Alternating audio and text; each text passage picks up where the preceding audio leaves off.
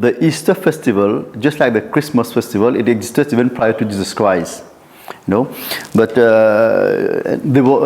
the feast, the Easter feast, like the Paschal feast and all things, was already popular. It existed always. But since Jesus Christ was there, and he was living in that society, in that contemporary society, he celebrated it with his disciple.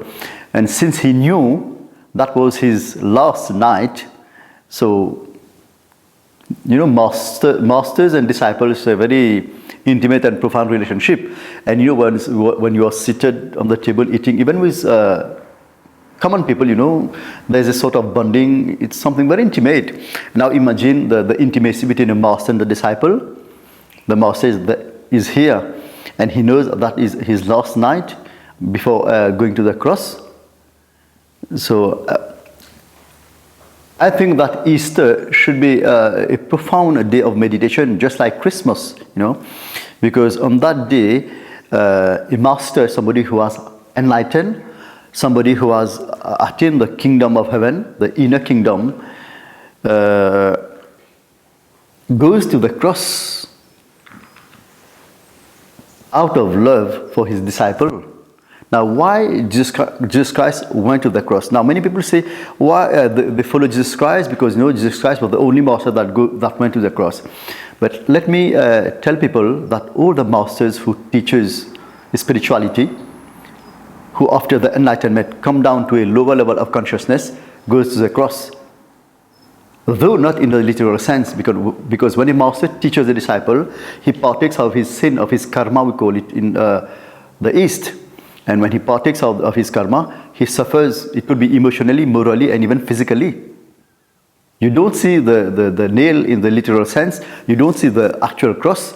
But the master does partake of the sin. Go to the Hindu scriptures. Go to the autobiography of a yogi. You will see that there. Go into the life of Shirdi Sai Baba. You will see that there. And go into the life of the master. Like also you will see that there. How masters suffer out of love and compassion for the disciple. So that should be a profound day of meditation, Now, Jesus came, he suffered on the cross for his disciple, and what people are achieving today out of it.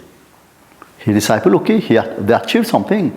They meditated, they evolved, and became enlightened eventually. Now, but what today's people are achieving or gaining from Jesus' crucifixion, we just go to the church, we just read the Bible, but does that bring any inner transformation? Do we realize, do we even try to understand and realize the importance, the value and importance of Jesus' teaching? That be perfect, even as the Father in heaven is perfect. That the kingdom of heaven is within. That love thy neighbor as thyself.